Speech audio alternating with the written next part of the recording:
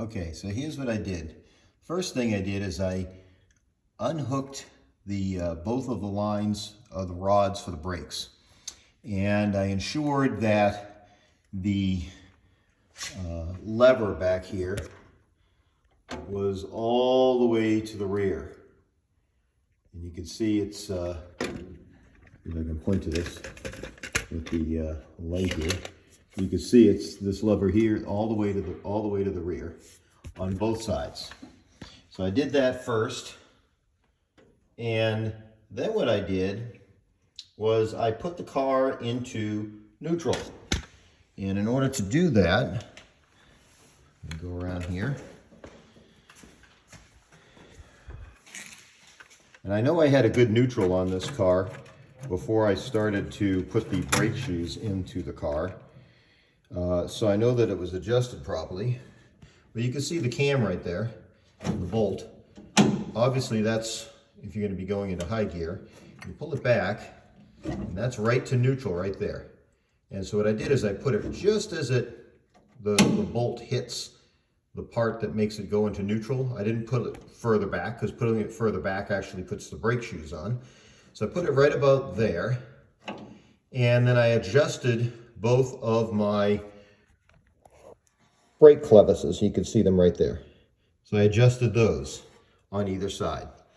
And what I have now is, when it's in neutral, if I go over here and show you the actual movement of the wheel now, I can turn it. However, I definitely have some drag. And that's because it's got the liners on there that are the new style of liners, which I actually sanded down a little bit to get to fit, because before the brake drum wouldn't even go over them. So now it actually moves.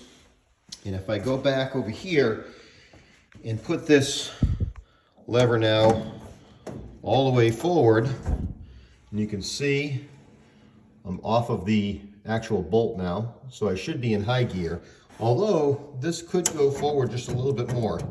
And before I had it adjusted, it actually could go down just a little bit lower than it is right now, but it's pretty much as low as it's going to get.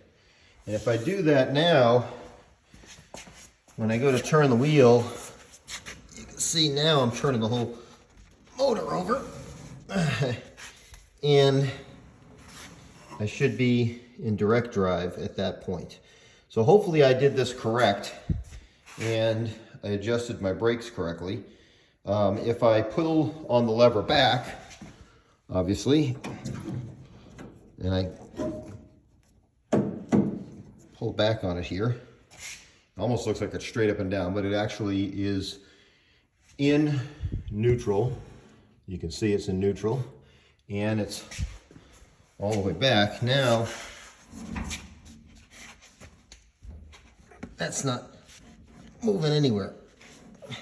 I can barely get it to move. And I suppose if I pull this back even further, we get to the point where, yeah, I can't get it to move at all.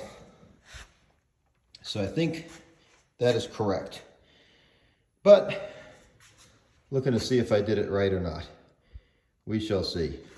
I also was able to torque these down to 120 foot-pounds and actually put a cotter pin in, which the cotter pins were not in there from before, and it was on finger tight, which is not good.